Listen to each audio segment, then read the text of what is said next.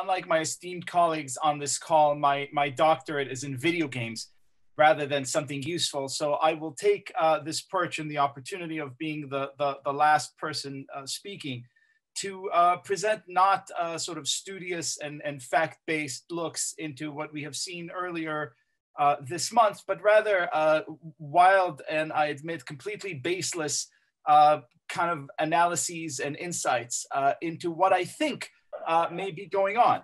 And I'm comfortable presenting you with these wild and baseless analyses because I think in large part, as we have seen from what Dr. Mansdorf and Professor Windmuller have told us, we are looking at, if nothing else, a kind of comical collapse of so many of the institutions that we have entrusted for so long to help us make sense of our political moment.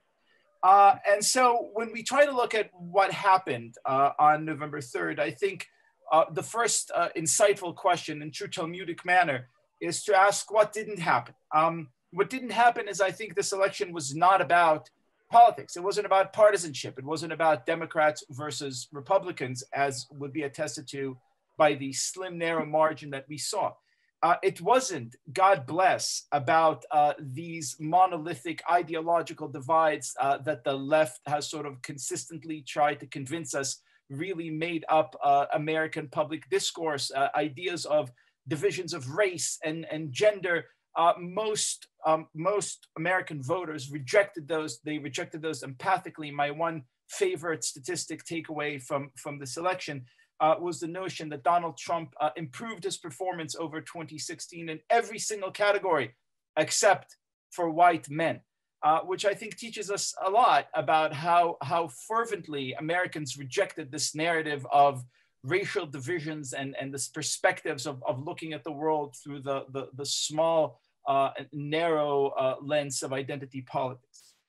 What we did see, if we're trying to make sense of where the divisions actually lie, I think we would be well served by looking at the distinctions offered in 2016 by the unimprovably named British journalist David Goodhart, who told us that if we really wanted to understand what modern politics is about and will be about in decades to come, we should look not at left versus right or secular versus religious or any of these sort of old traditional divisions that we've become accustomed to, but rather at the division between what he called the somewheres and the anywheres. The anywheres, in his telling, were people who lived in LA and New York and Chicago and Austin. They were lawyers and doctors and documentary film producers and web developers, crafts that they could practice from literally any other point in the world to which they sometimes indeed ended up moving.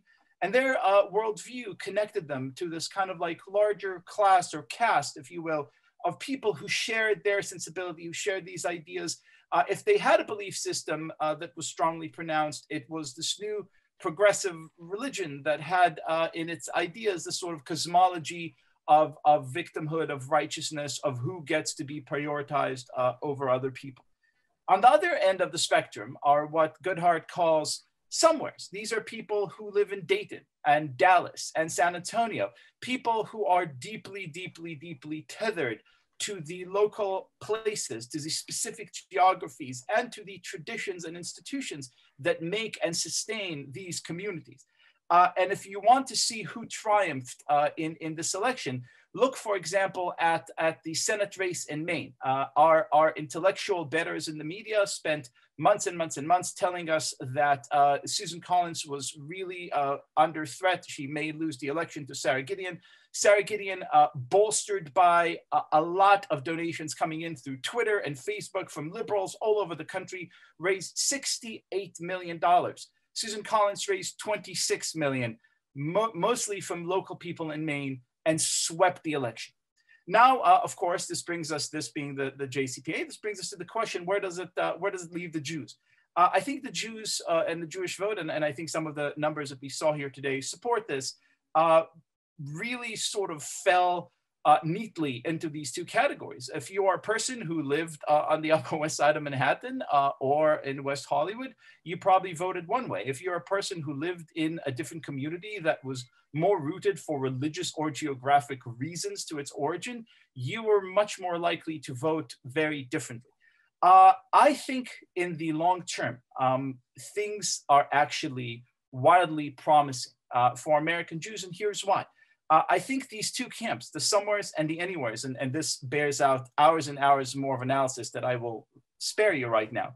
I think they're not equal camps. I think one of them, the anywheres, is likely to discover very soon that when you set up a meritocracy and you promise people great jobs if only they go to your institutions, you come up eventually with the same problem that, say, the French landed gentry came up with in the Middle Ages of at some point having more sons and daughters than titles and estates to distribute.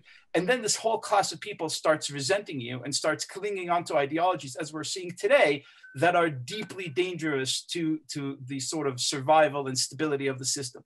And on the other hand, you have an amazing coalition of which many Jews, and probably trusting Professor Mansdorf's data, more Jews than ever before, and Professor Windmuller's data, more Jews than ever before are a part of.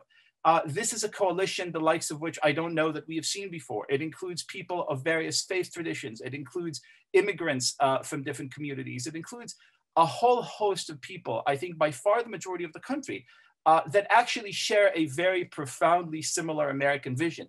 This, to me, is the reason why the most prominent American media outlet today isn't to take a coinage from our maybe soon-to-be departing president, the failing New York Times, but Joe Rogan, who's a former mixed martial arts commentator who has tens of millions of people listening to him because he brings together this incredible coalition of very diverse populations. I think Jews belong very firmly in this coalition, and I think whereas the last 50 years in American public life have been about Jews Jews trying to learn how to be Americans, the next 50 years will be much more about Americans learning how to be Jews, and in doing so, be a part of this major nascent coalition of somewheres that are reshaping American politics.